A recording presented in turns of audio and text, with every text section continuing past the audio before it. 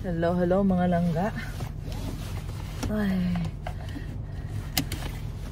Punta lang ako sa tindahan dahil ako'y bibili na ng lupa para sa garden ko.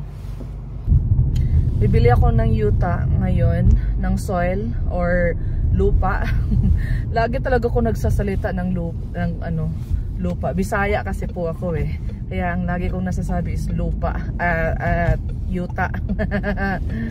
On the way na ako papuntang sa tindahan para bibili ng lupa, soil para sa raised garden ko, yung pang toppings na sa pang taas na ba para mas lalong mas healthy talaga yung natin, mga tanim natin. So nandito na ako sa parking lot. Kain muna ako ng chocolate. Paborito ko to. Eto. Hazelnut. Kapangalan ko kasi Hazel. Charot. Ayan. Pampa-energy lang to. Labas tayo. Gamit tayo na ito. Kasi maraming sako din kukunin natin eh. 10 din yun. Ayan. Ito yung tindahan nila.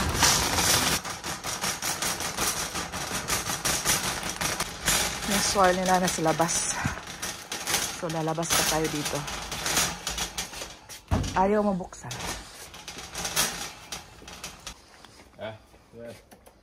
No. Sak. No. Ayaw mabukas. Ito.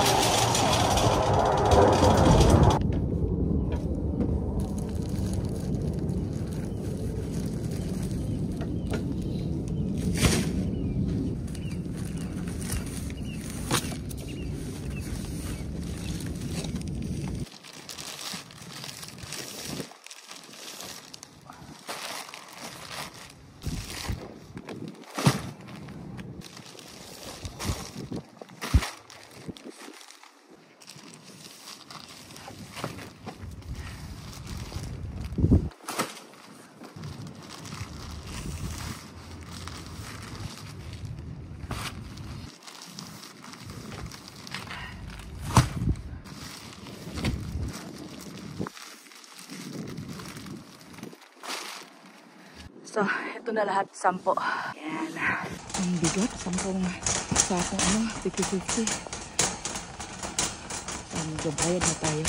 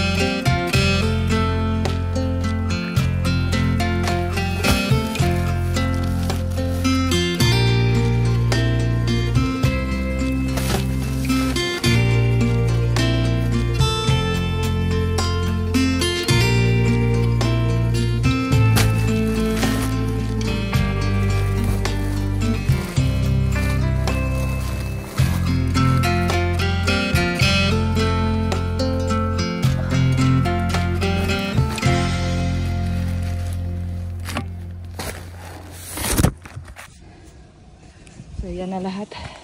10 nagkasya. Mabuti nagkasya sa loob. So ayan. Mabigat din siya. 10 kilo. At ako'y nainitan na. Ayan. So drive na tayo pa uwi ng bahay para malagay na natin yan sa raised beds.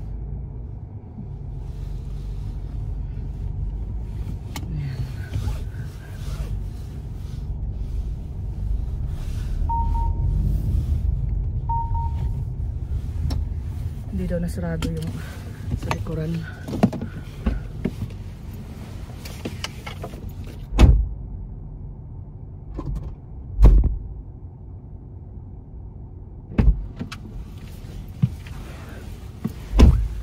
Kailangan kong bumaba kasi nag-signal yung sasakyan na hindi raw na close ng mabuti yung sa likuran.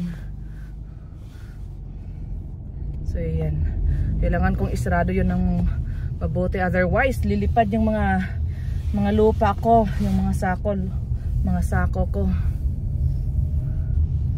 Ayan. Pag kulang pa din yung yung 10 sako na lupa, siguro babalik ako bukas pang last round. So we'll see kung gaano ba to kadami, kung enough na ba tong 10, kasi medyo mahaba-haba din yung raised beds ko eh.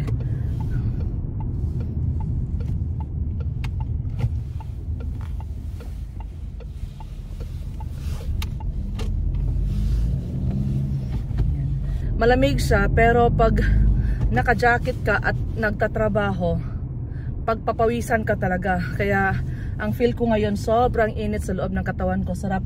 Gusto kong tanggalin yung jacket ko, pero ayaw kong tanggalin kasi maya-maya giginawin din ako. So okay lang to ng ganito, kakayanin ko lang.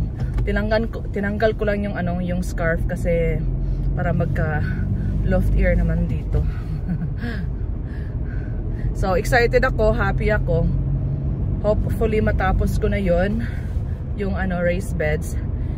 Actually hindi ko pa naman malagyan yun ng ng plant kasi nga malamig pa din. Kagabi at least kami nag 2 degrees Celsius yung sa gabi na lamig. So ayun, siguro mga next week hopefully na tataas na to yung yung init dito. So naaabuti na kami ng 10 degrees.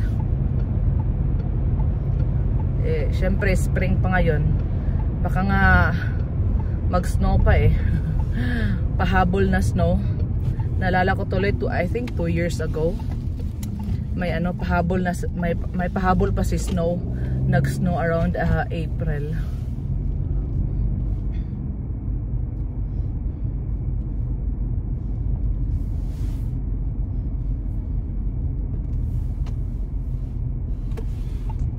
Kagat muna tayo ng chocolate bago tayo magtrabaho ulit, no?